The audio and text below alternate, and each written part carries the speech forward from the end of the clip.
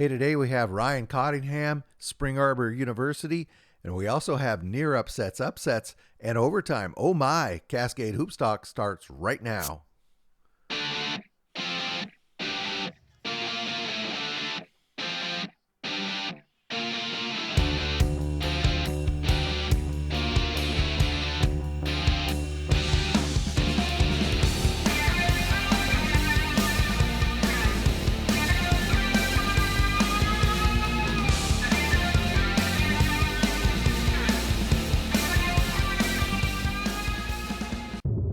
Before we get started, the YouTube data shows that over 2/3 of you that watch this show do not subscribe.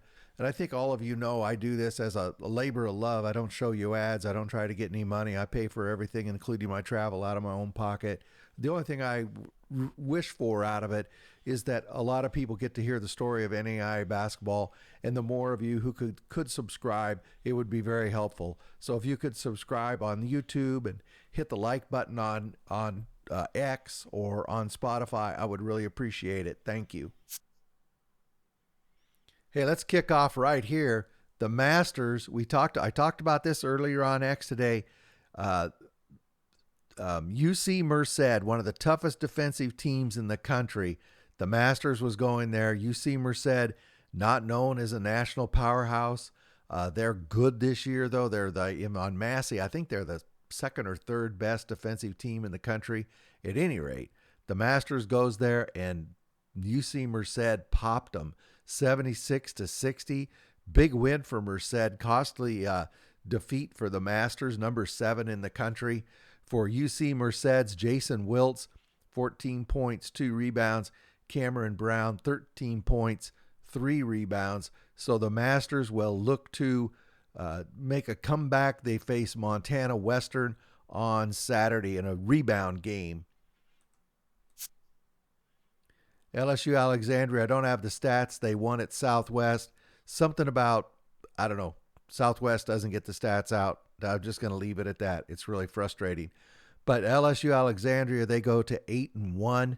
They're going to face Paul Quinn on Saturday.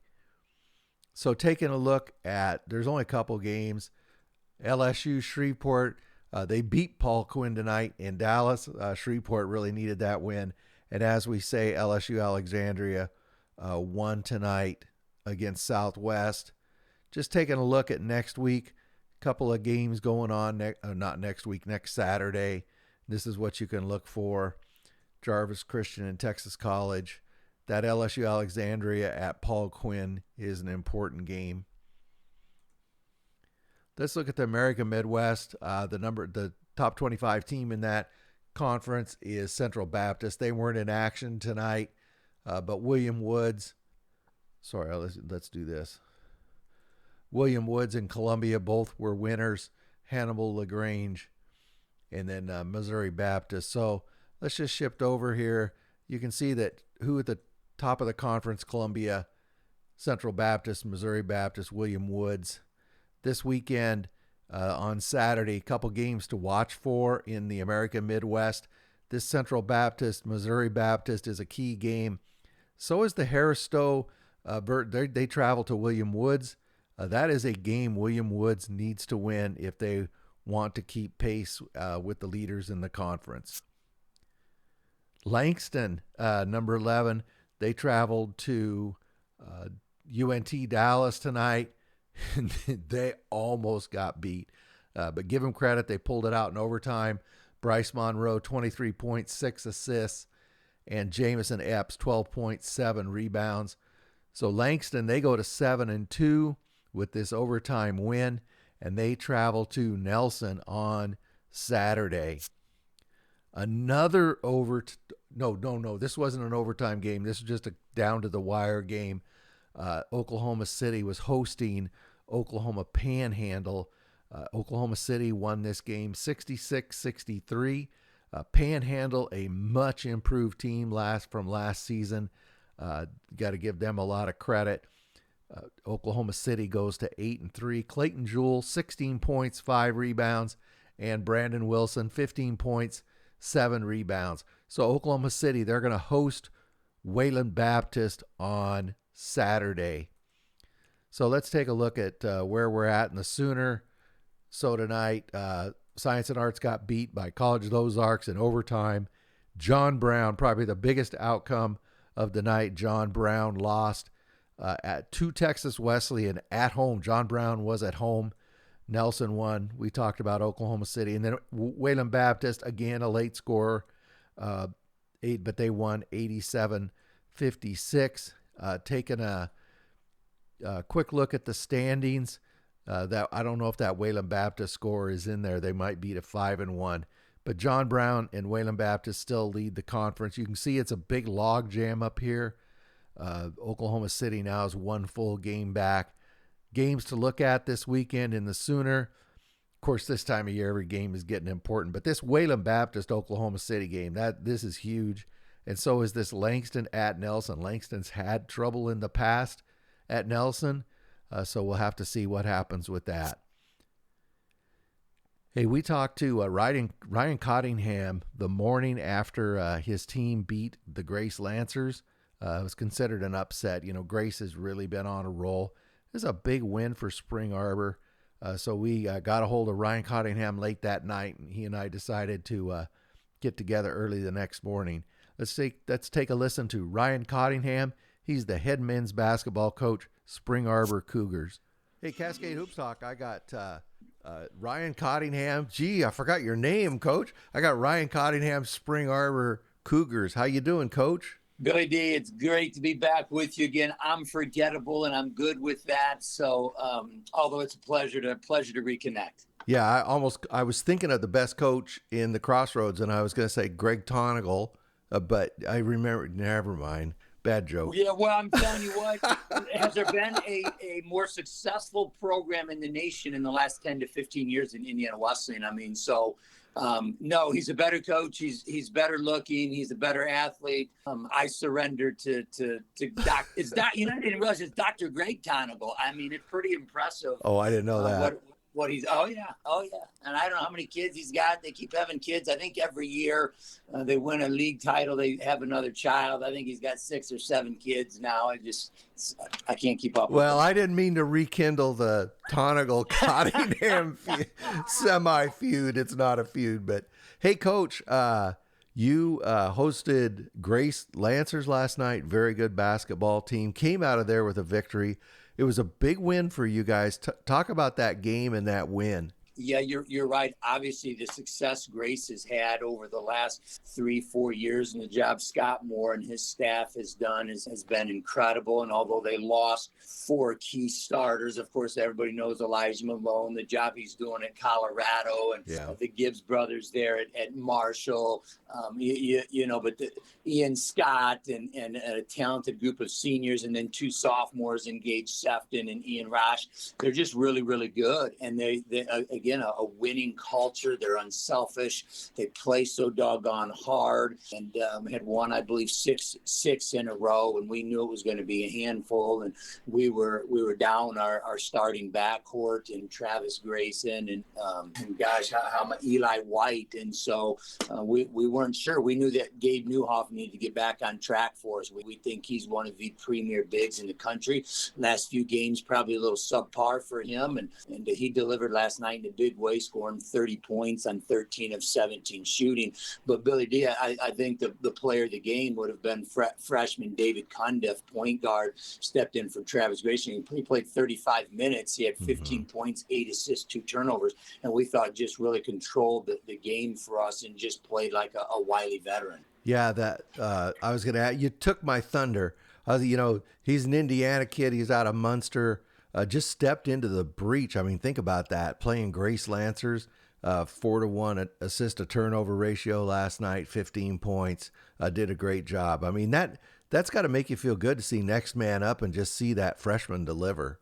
Well, absolutely. And, that was his second consecutive game starting because Travis has been out with concussion. And so, yeah, we knew he was capable, but until they do it in games, and then in a big game and in a conference game like that was just really, really impressive. The moxie that he demonstrated throughout the course of that game was really, really impressive. But no, we've got more depth this year, Billy. Again, we talked last about getting old and staying old, and so we really like our upperclassmen and the leadership. And of course, when you have Gabe Newhoff in the trenches, you feel really good about that.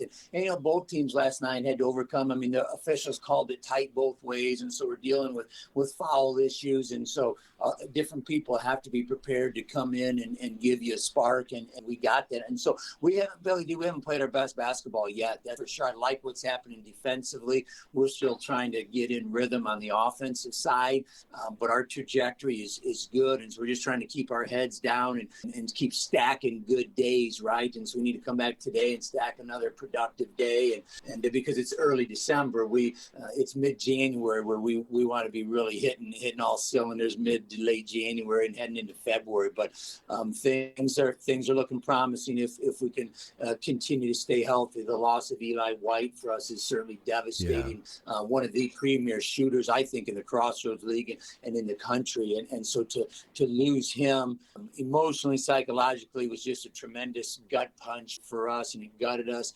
But we've got other guys that are going to have to step in and fill in for what we're going to be missing from Eli. Coach, when I look at your team from a statistical standpoint, you've been solid across the board. It's not like one thing is carrying you. You're holding teams to under 30% from the three. You're defending pretty well overall. You're only giving up 42% shooting. You're out rebounding teams. You're getting, I think, 17 assists a game. Just you're playing really fundamentally strong across the board. What do you credit to that? Yeah. Well, look, and it may not be sexy in this day and age, but we hang our hats on defense. We do, because defense is going to travel. It's going to show up. Your shot may come and go.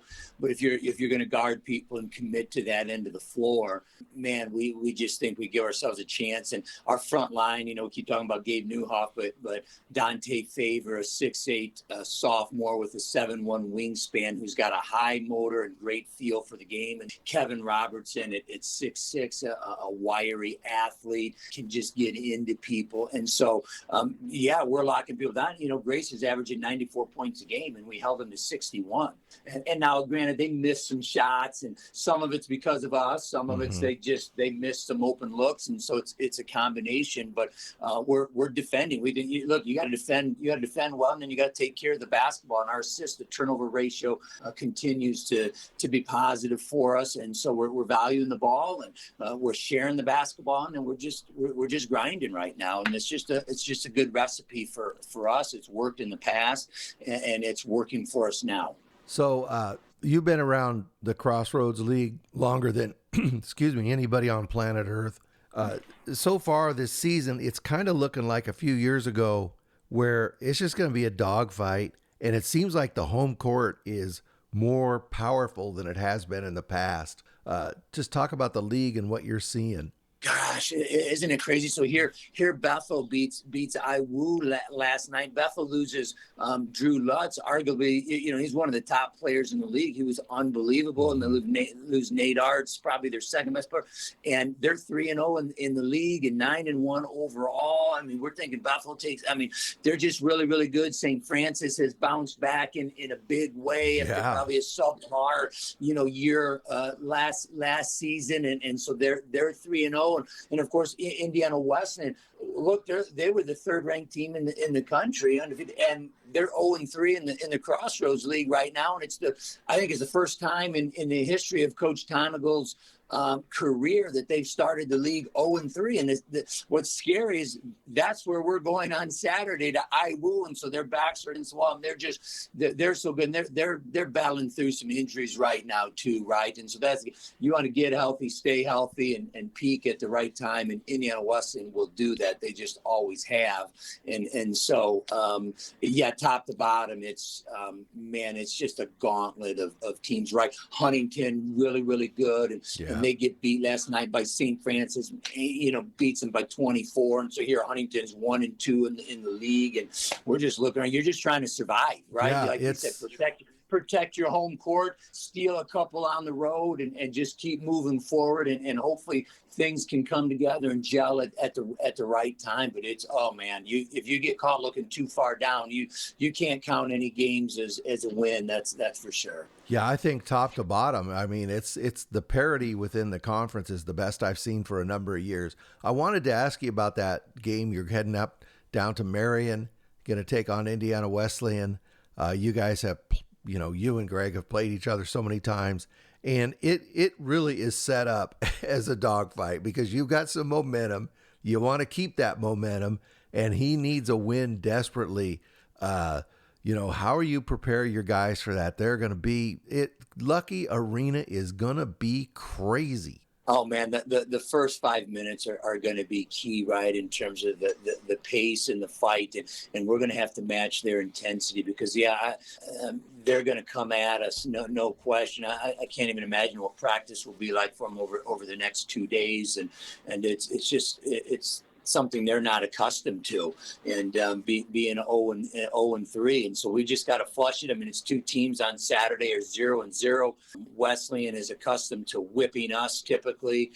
Again, they're always so well prepared. They've got great players. They're unselfish. They've got Cademan Bontrager is really, really good, and the supporting cast, and that's just it. They've had guys in and out, with injuries, but when we saw them at the beginning of the year, man, did they look really good. And so we know anything less than our best, and we're going to be in for a long afternoon down in Indiana. Well, from a fan standpoint, it's going to be very entertaining. Before I let you go, I want to ask you about, Austin Peters, head coach now, Taylor Trojans. I think they're doing very well. They're 7-2. Isn't it? I'm asking this. Maybe I don't know, but I would think as a coach, it's rewarding to see programs kind of rejuvenate like that, because you want the conference as strong as the league as strong as possible, top to bottom, I would assume. Well, here's my answer to that, Bill. Yes and no. Coach Peters is doing a phenomenal job, and the history of Taylor basketball back with Paul Patterson, the number of years he was there, and Taylor was always so gritty, and so for him to come in his first year, obviously his background having been at Olivet Naz and Arizona Christian, we were talking about them earlier, how good Arizona Christian is, year in and year out. And this year they're just, seem like they've even gone to another level. But Coach Peters has done just a remarkable job, and so yes, I'm certainly grateful for that. He just does it the right way. Yeah. He is, I think, mature beyond his years. He's working exceptionally hard. I think he's grounded. He keeps first thing first, and that's phenomenal. But the reason I say no is we want some easy games in the Crossroads, and they're hard. We want to be able to kick some teams when they're down, and even Ghosts in the last few years have really struggled, and they've got 3 wins this year already out of league, and they're better, and it's like good night. You want to be able to play somebody and feel like you can be off and still not have to have it come down to the wire. But Taylor's impressive. They are impressive right now in the job he's done. So I tip my hat to him, and not surprised. Taylor does it right. They hire great coaches, and they do it. They pursue excellence the right way. And I would be remiss if I didn't mention, they have a very, very proud basketball history there. I think he's only the 3rd coach there. But it's good to see them back up near the top. That's what I'm saying. It's just good to see him back there from a fan standpoint, because I like to see you get hard games. I want you to be challenged there. I don't want you to get any sleep, Coach. We won last night. I woke up about 2. I'm wide-eyed. I'm out watching film, and I'm just like, is it Christmas break yet? And I'm getting Billy D. I'm getting too old for this. There you go. Again, it's a new day. We're grateful for the opportunity to come back to work and to be able to surround ourselves with these young men that are just phenomenal. And we'll attack today and pursue excellence, and that's what we'll do. Yeah, you were having nightmares about Cademan Bontrager going 10 for 10 and 20 rebounds. The guy doesn't miss, by the way, and he's just a rebounder. He's a rebounding machine. He's a load. And then if you try to put too much attention on him, the other guys will burn you. All right, Kluwer dropped 40 last night, right? But Bontrager's, he's so physical, he's explosive. That matchup with he and Newhoff is going to be fun. Is going to be fun to watch, and I think they're going to beat each other up. So it will be some of these other guys, your Kluwers and Dante Favors and Kevin Robertsons and Luke Browns and these other players that may ultimately determine the outcome of that game on Saturday. Ain't Crossroads basketball great? It's amazing. Yeah, it's amazing. And I'm still waiting for you to move this way, at least have a secondary home over here. So you can be both here and there, Billy. Well, hey, we're trying to win the lottery, Coach. I'm working on it. Well, off the record, I'm going to buy an extra ticket for you this afternoon, just in case. Well, Coach, I really appreciate you giving us a few minutes. Congratulations on the big night last night, but also, in the season you're having, you're whatever it is, 9-1, 3-0 in conference. But boy, it just gets harder from here. Yeah, it does, right? And we'll just keep our head down. We're grateful for the win. We celebrated it last night. It's time to move on. You've got to stay hungry and humble, as you know, and to just pursue excellence. Today, we want to continue to stack days, and we're trying to just develop and impact young men, and so we get to continue to use basketball as the vehicle to do that, and we're gonna take full advantage of it. Well, thank you very much, Coach. I appreciate it. That's Ryan Cottingham. He's the head men's basketball coach, Spring Arbor Cougars. Thank you, Coach. Thanks so much, Billy D. As always, stay warm. Thank you. Hey, thanks a lot to Ryan Cottingham and to the Spring Arbor Cougars. Coach was very generous with his time, and thank you very much, Ben. That if you're anywhere near Marion, Indiana Saturday, you got to get to that game. Spring Arbor and Indiana Wesleyan, that is going to be a dog fight. Let's keep going with our scores. So number 18, Mobile, they defeated Blue Mountain Christian tonight, 62-54. BJ Comer, he had 16.7 rebounds, and Trent Moy, 15 points, 3 rebounds. Mobile now is 8-2, and they're going to be at Tennessee Southern on Saturday. So just a couple games in the Southern states. As we said, Mobile won, and then William Carey knocked off Faulkner. So let's look at the standings real quick. Mobile and Dalton State are lead. They're 3-0. Middle Georgia and William Carey are 3-1. So let's look at the Saturday games. I think the big one on there is Mobile and Tennessee Southern. There's a couple of non-cons on here. Actually, almost all of them are non-conference for them Saturday. But check out that Mobile and Tennessee Southern game. Out of the HBCU, just a couple of games. Never got a score out of Wilberforce. Talladega defeated Fisk. Kaiser in a non-con win over Suno, and then Stillman beat Southeastern Baptist in non-con. They'll play a full schedule on Saturday in that conference. Well, that's what I have. I'll be in Eastern Oregon, Idaho area the next couple of days.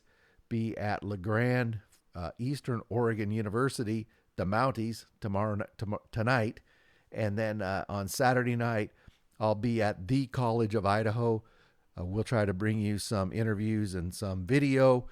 Just remember that if you don't see it on X, all the video and all the interviews that we do, I put up on the YouTube. So make sure you subscribe to the YouTube as well. Anyway, this is Billy D, and that's all I got. And I'll be back with a full show on Monday morning to go through the weekend. Get out this weekend, watch some NAIA basketball. Your family will really, really enjoy it because it's a good deal too. In fact, it's the best entertainment value in America. That is all I have. Bye. Thank you very much for supporting our podcast. Please like and subscribe. Get out to your local NAIA school because NAIA basketball is the best entertainment value in America.